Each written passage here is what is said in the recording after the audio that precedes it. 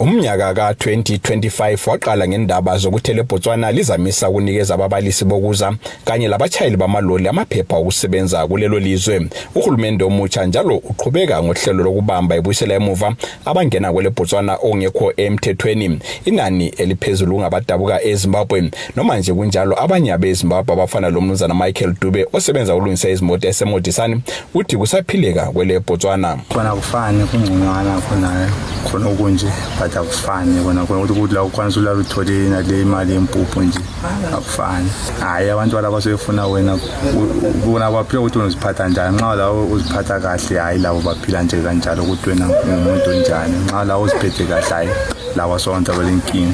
Ngapha ngana kungconywana khona ngiyabona ethola ePhalithanyana.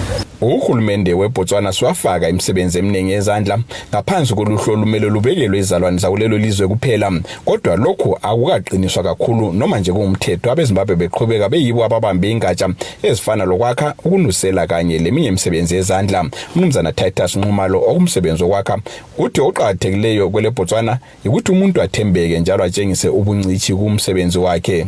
Impilo esiyiphila yakhathesi ngeyoku thi uzwanane labantu ube ngumuntu olobuntu. Nxa usenza imisebenzi othe uyayazi uyenze ngendlela eqondileyo ukudalele imisebenzi eminengi uphila usiya phambili.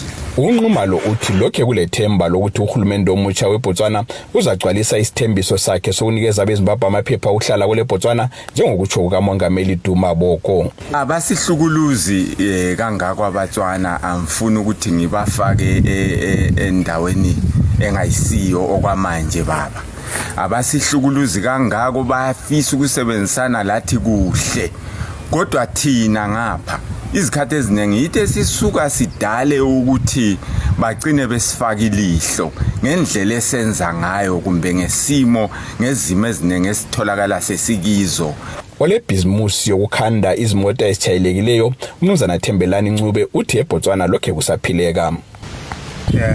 Khona kuyayehla kuphakame kwehle kuphakame akufani na before ube kungane kungcono, but khathesi hayi kwabe kulonke kusiya phansi kusiya phezulu. But ngaphandle kwele South Africa eleBotswana lenani eliphezulu abantu bekhaya kumazwe ancelelane leZimbabwe. Uphenyo olwenziwa luhlangothi lukahulumende olubona ukubalwa kukaZulu lokunye olweZimbabwe National Statistics Agency lwaveza ukuba kubula abadabuka eZimbabwe abafika phose inkulungwane ezingama-50 47,928 abahlala kweleBotswana ngomnyaka ka-2022, kodwa inani leli kucatshangelwa ukuthi liphansi kakhulu ngoba kaligoqele abangena kweleBotswana okungekho emthethweni. Ngumqondisi Dube, VOA Gaborone, Botswana.